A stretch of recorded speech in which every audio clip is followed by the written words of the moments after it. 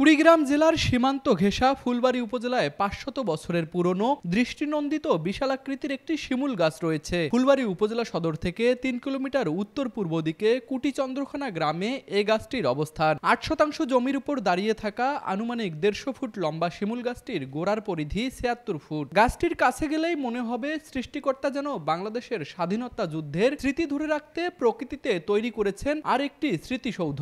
গাছের গোড়ায় দাঁড়িয়ে ছবি তুললে ছবিটি দেখে যে কেউ মনে করবে এ ছবি পাহাড়ের পাদদেশের অথবা স্মৃতিসৌধের পাশের। আশ্চর্যজনক এই গাছটি দেখার জন্য প্রতিনিয়ত হাজারো প্রকৃতিপ্রেমী মানুষ ছুটে আসেন কুটিচন্দ্রখানা গ্রামে। আমি এখানে শিমুল গাছটি দেখতে আসছি। আমি আমার বন্ধুদের কাছ থেকে শুনছিলাম গাছটা নাকি অনেক পুরনো। আজকে ফার্স্ট টাইম দেখলাম, গাছটা দেখে অনেক ভালো লাগলো।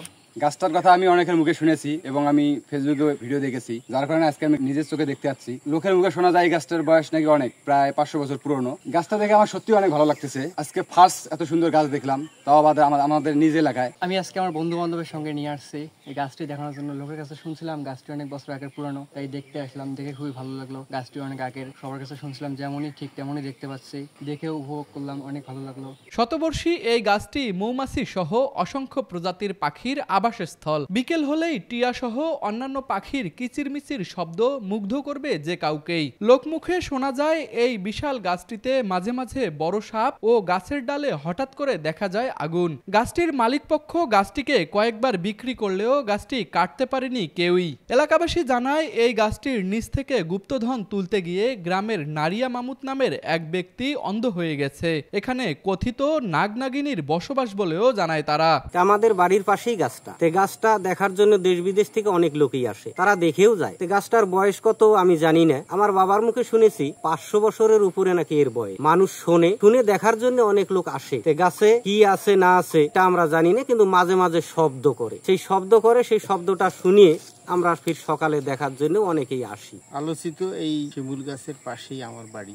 স্থানীয় যারা এখানে থাকেন তাদের কাছ থেকে আমরা নানা অলৌকিক ঘটনার কথা শুনেছি। কখনো সাপ এখানে সাধু বসে মন্ত্র জপ করে, আবার এত পুরনো একটা ঐতিহ্যবাহী গাছ যার নিচে বর্ষবরণ, পয়লা বৈশাখের মতো অনুষ্ঠানও হয়। এই গাছ সম্পর্কে নানা কিংবদন্তি আছে, কারণে এই গাছকে দেখার জন্য দূর দূরান্ত থেকে ছাত্রছাত্রী সহ অনেক দর্শনার্থী আসেন। তারা ছবি তোলেন, সেলফি তোলেন, ভিডিও করেন, আবার কিছু সময় কাটিয়ে এখানকার ইতিহাস জানার চেষ্টা করেন। আমরাও এখানে আসি, এটা একটা চিত্ত বিনোদনের খোরাক। এই বিশাল গাছের কাছে এসে আমাদেরও মনটা উদার হয়ে যায়, মনে হয় অনেক বড়।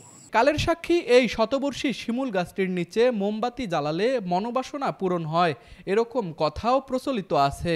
স্থানীয়রা জানায় বিভিন্ন সময়ে অনেকেই গাছের নিচে মোমবাতি জ্বালিয়ে যায়। গাছের বাকল তুলে ও ক্ষতি করার চেষ্টা করে শারীরিক অসুস্থতা সহ মৃত্যুর ঘটনাও ঘটেছে বলে জানা যায়।